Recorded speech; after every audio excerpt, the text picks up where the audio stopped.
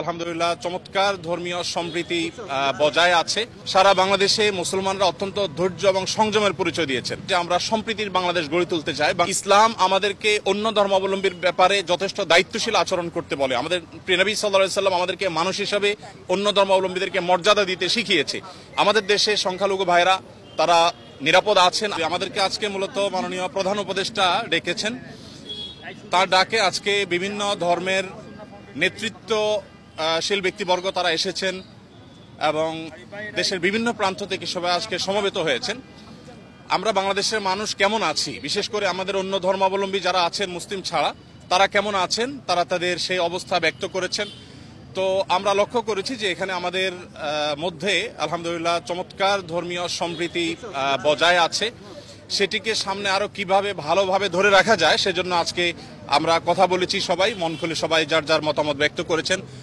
মাননীয় প্রধান উপদেষ্টা মহোদয় তিনি আমাদের কথাগুলো খুব মনোযোগ দিয়ে শুনেছেন এবং তিনি বলেছেন যে একটি সুন্দর সম্প্রীতির বাংলাদেশ, যে বাংলাদেশে কোনো ভয় থাকবে না, সেটি গড়বার জন্য তারা কাজ করছেন। এবং আমরা আমাদের জায়গা থেকে বলেছি যে এদেশের ওলামায়ে কেরাম, এদেশের ধর্মীয় নেতৃত্ব তারা তাদের জায়গা থেকে অত্যন্ত দায়িত্বশীল এবং দায়িত্বশীলতার কারণে কিন্তু আপনারা দেখেছেন যে আইনজীবী আলিফ হত্যাকাণ্ডের পরে সারা বাংলাদেশে মুসলমানরা অত্যন্ত ধৈর্য এবং সংযমের পরিচয় দিয়েছেন।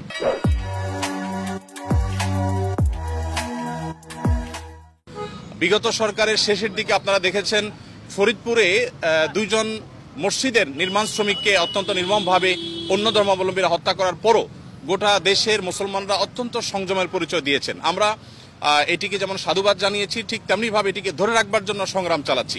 এখানে সিনিয়র বিভিন্ন ব্যক্তিবর্গ ছিলেন, জাতীয় মসজিদ বায়তুল মুকাররমের সম্মানিত খতিব ছিলেন, আন্দরকুল্লাহ শাহী মসজিদের খতিব সহ অন্যান্য ব্যক্তিবর্গ ছিলেন।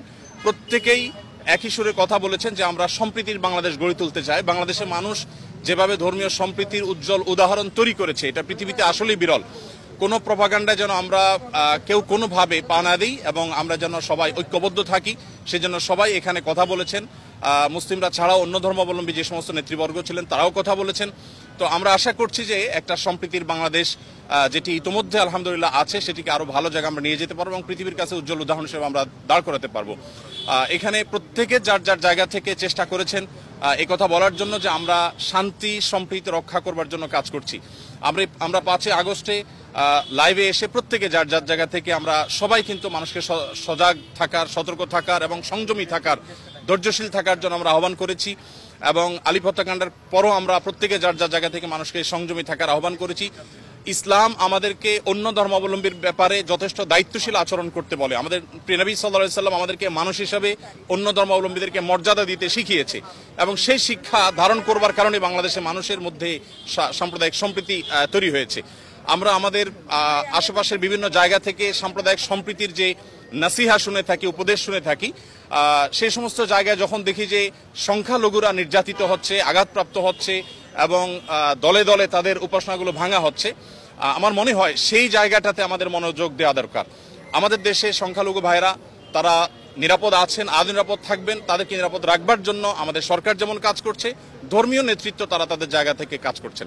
তো আমরা মূলত এই বার্তাটা মাননীয় প্রধান উপদেষ্টা মহোদয়কে আমরা দেওয়ার চেষ্টা করেছি যে আমাদের জায়গা থেকে আমরা ঐক্যবদ্ধ আছি, ঐক্যবদ্ধ আমরা থাকবো। আমাদের হিন্দু, মুসলিম, খ্রিস্টান, বৌদ্ধ সবাই ভাই ভাই হয়ে আমরা এই মাটিতে আমাদের প্রিয় দেশকে এগিয়ে নিয়ে যেতে চাই। সেই জায়গা থেকে আমাদের মধ্যে কোনো প্রকার ফাটল নেই, আমাদের মধ্যে কোনো বিভেদ নেই। বিভেদ এবং ফাটল যারা দেখাবার চেষ্টা করছে তাদের সে মিথ্যা প্রপাগান্ডা যেন বিশ্ববাসী বিভ্রান্ত না হয়, আমাদের দেশের মানুষ যেন বিভ্রান্ত না হয়, আমরা সেই বার্তাটি মূলত আজকে দেওয়ার চেষ্টা করেছি। ভারতে বিশেষ করে আমাদের সেখানে যে সমস্ত সংখ্যালঘু নির্যাতন হচ্ছে আর সেখানে যে সমস্ত সহিংস ঘটনা ঘটছে, যেমন এই যে উপ হাই কমিশনারের হামলার কথা আপনি বলেছেন, এগুলোর কারণে আসলে আমাদের কথা বলা দরকার। আমাদের রাষ্ট্রীয়ভাবে মাননীয় প্রধান উপদেষ্টা মহোদয়কে বলা হয়েছে যে তিনি যেন তার জায়গা থেকে, সরকার জায়গা থেকে কথাগুলো বলেন। আমরা যখন আমাদের কথাগুলো বলবো না তখন আমাদের উপর আরো চেপে আসা হবে।